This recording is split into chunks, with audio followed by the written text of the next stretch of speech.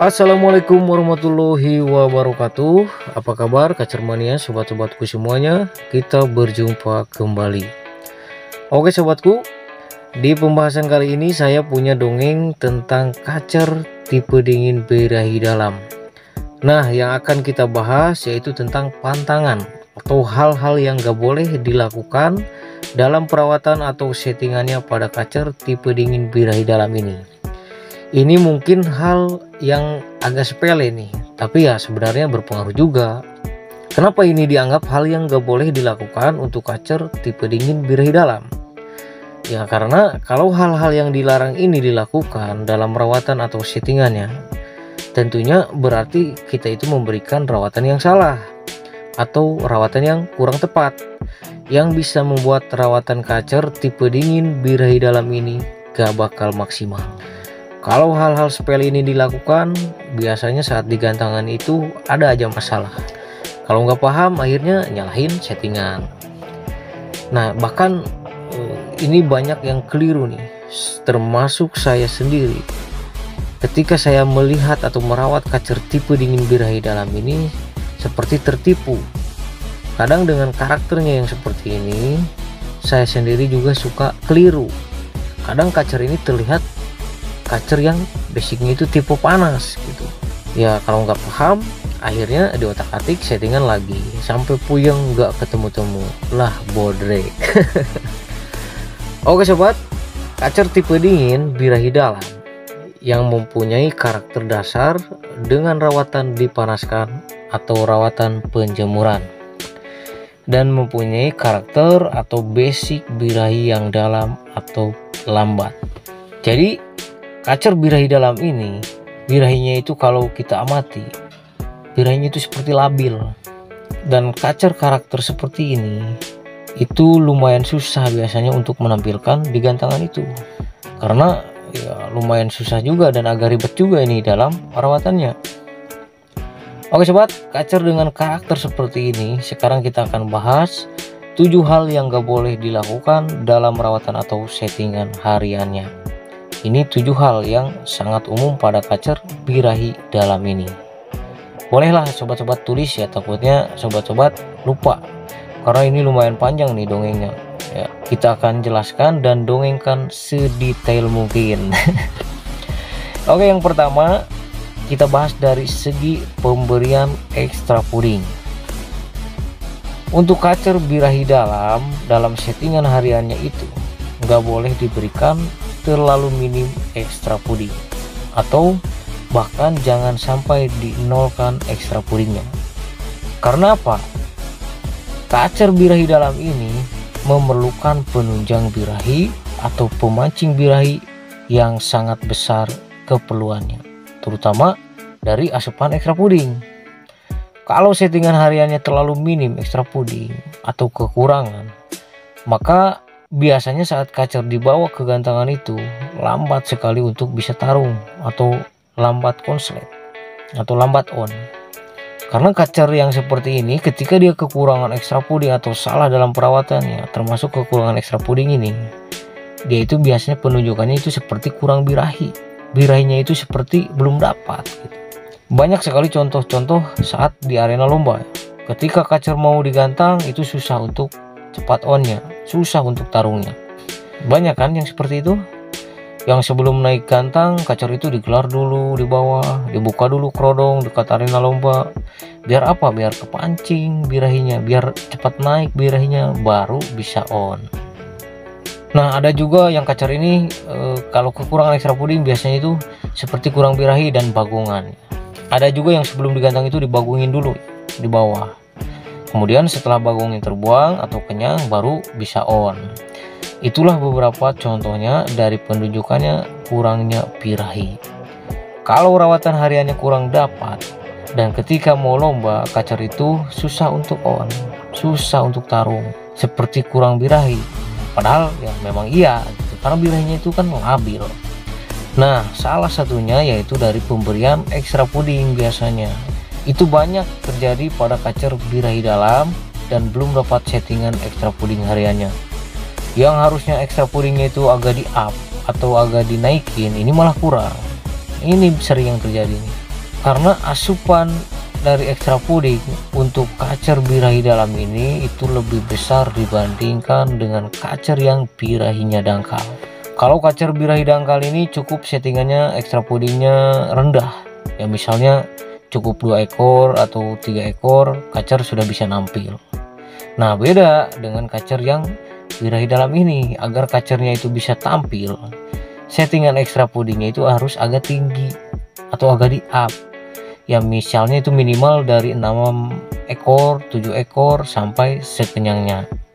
Jadi untuk kacer birahi dalam ini jangan sampai kekurangan asupan dari extra pudding dalam settingan hariannya, supaya bisa tetap menunjang birahinya. Dan itu pun cocoknya biasanya extra puddingnya untuk kacer tipe dingin birahi dalam ini cocok dengan jangkrik, bukan kroto dan ulat Hongkong. Yang kedua yaitu dalam hal rawatan pemandiannya. Untuk kacer tipe dingin birahi dalam ini jangan memberikan pemandian yang terlalu banyak atau berlebihan dibanding dengan penjemurannya. Dan kacer ini jangan diberikan pemandian sore hari. Kacer ini kan kacer tipe dingin yang dimana rawatan itu memerlukan penjemuran. Artinya kalau kacer ini mandi berarti harus ada penjemuran setelah mandinya. Paham kan? Kalau salah ya susah dan bakal lambat juga untuk kacernya itu bisa cepat tarung dan cepat on. Yang ketiga yaitu dalam perawatan penjemurannya.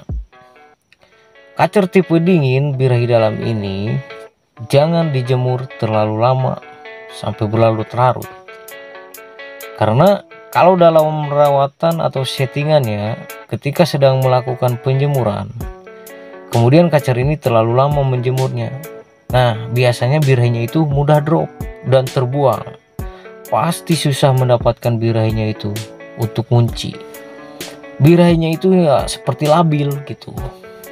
Nah biasanya dalam hal penjemuran kacer tipe seperti ini banyak kacer mania yang kebingungan nih, yang dibikin puyeng. Kadang kacer ini terlihat senang dijemur, tapi pas dijemur kencang malah seperti berkurang gacornya. Ada kan yang seperti itu? Ya seperti kurang birahi ya, karena birahinya itu kan drop, tertekan sama penjemuran tadi yang kencang. Tapi kalau nggak dijemur kacer ini tipe dingin, ini yang bikin pusing, bahkan sampai diacak-acak otak kita ini. Kacer ini memang seneng ya saat dijemur itu, bahkan biasanya itu sampai miring-miring dan bahkan terlihat sangat kuat ya. Tapi efeknya itu birahinya itu selalu tertekan, apalagi kalau misalkan penjemuran yang lama. Nah birahinya itu selalu tertekan berlebihan karena spek atau basicnya ini kacer birahi yang dalam. Apalagi kalau pemberian extra puddingnya itu kurang atau porsi pemberiannya tidak sesuai dengan yang dibutuhkan si kacer, terus diberi jemur yang selalu kencang. Nah ini biasanya kasusnya kacer itu menjadi nyilet. Terus ada juga yang setelah dijemur kencang itu jadi nyiblek. Lihat jangkrik itu nafsu ngejar-ngejar, kemudian saat di trek ya kacer bagong, gak mau jalan, gak mau tarung kan gitu. Kacer ini biasanya walaupun kondisi nyilet, tapi ya tetap dia itu terlihat kuat dan biasanya itu terlihat senang dijemur. Nah makanya untuk kacer yang tipe dingin birahi dalam ini rawatnya itu harus dijemur, tapi jemurnya jangan sampai terlalu lama. Untuk cara penjemurannya biasanya saat sedang mau rawatan penjemuran itu cocok dibarengi dengan mandi. Mandi dulu lanjut jemur. Jadi jadwal mandi sama jemurnya itu bersamaan ya, biasanya cocoknya seperti itu. Misalnya ada yang bertanya nih, Om katanya kacer tipe dingin ini rawatannya harus dijemur, tapi sekarang bilang jangan terlalu lama. Ingat ya, perlu kita garis bawah ini, yang dibahas sekarang bukan pengkondisian tapi lebih ke perawatan settingan.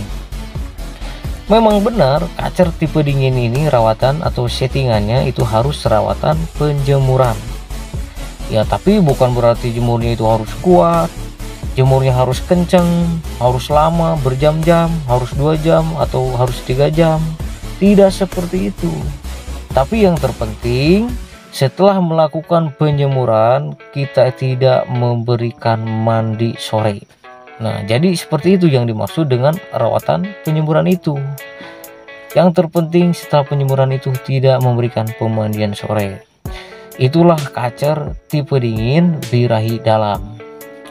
Nah, dan sobat ini harus tahu nih, harus paham. Kacer ini termasuk kacer yang sangat susah dan agak ribet juga ini supaya kacer ini bisa tampil. Ribet juga rawatannya. Oke, kita lanjut yang keempat, yaitu dalam hal pengkerodongan. Jadi kacer ini tidak boleh diablak dalam hariannya karena bisa membuat susah dalam menjaga birahinya. Biasanya kalau kebanyakan diablak, birahi kacer ini susah untuk ngunci. Apalagi kalau spek kacernya yang giras dan takut orang tuh. Ketika diablak terus gelabakan, maka birahinya cepat drop. Karena gelabakan dan rasa takut itulah yang membuat birahinya itu jadi labil dan drop. Banyaklah contoh-contoh kacer yang settingannya udah bener, tapi karena hal sepele ini, kacer itu digantangan itu seperti kurang birahi. Ada yang takut curi saat mendekat, kemudian loncat-loncat. Ada juga yang lambat respon dan lama untuk tarung. Nah, biasanya dari hal ini juga kacer itu bermasalah seperti itu saat digantangan. Oke, kemudian selanjutnya yang kelima, yaitu dalam masalah pengumbaran. Untuk settingan kacer birahi dalam ini, pengumbaran itu sebenarnya tidak terlalu begitu diperlukan karena kacer ini basicnya birahi dalam. Nah, beda dengan kacer yang birahi yang dangkal. Kalaupun sobat pengen diumbar, itu tidak usah digebrak atau disprint ya.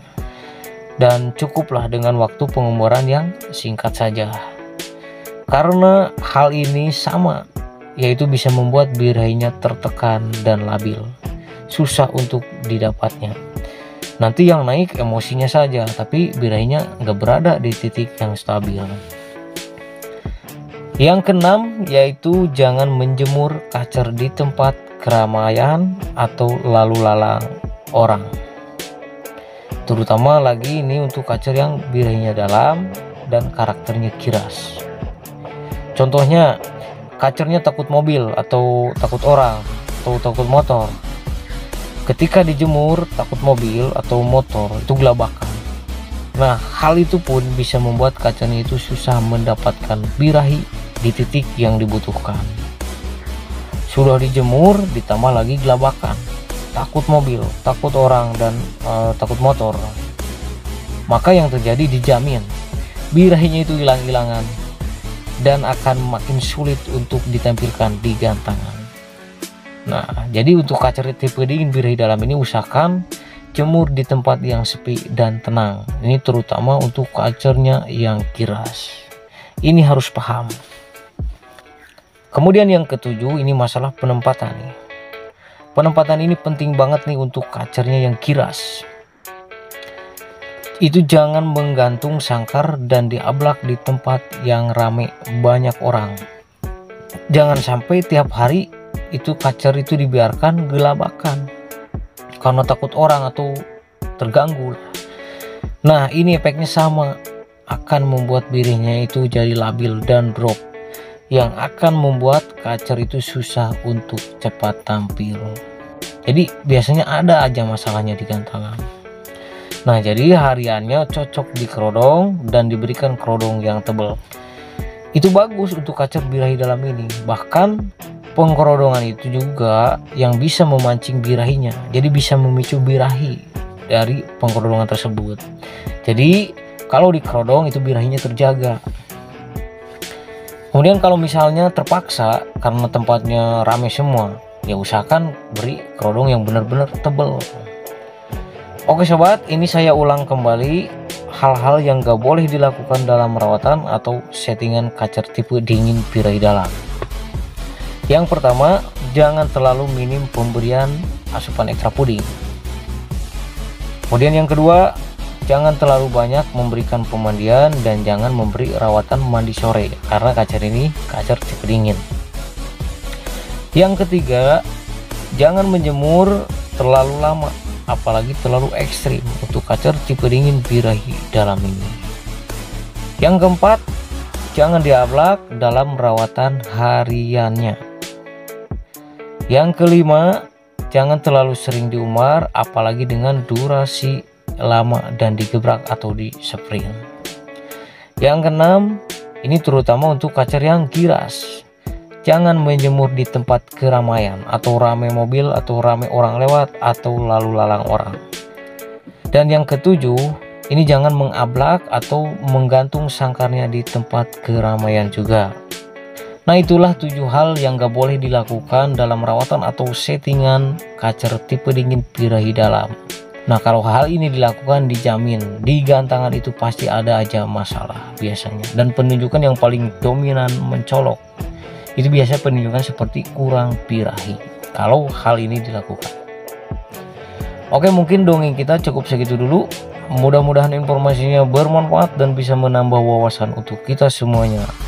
Sampai ketemu di pembahasan selanjutnya.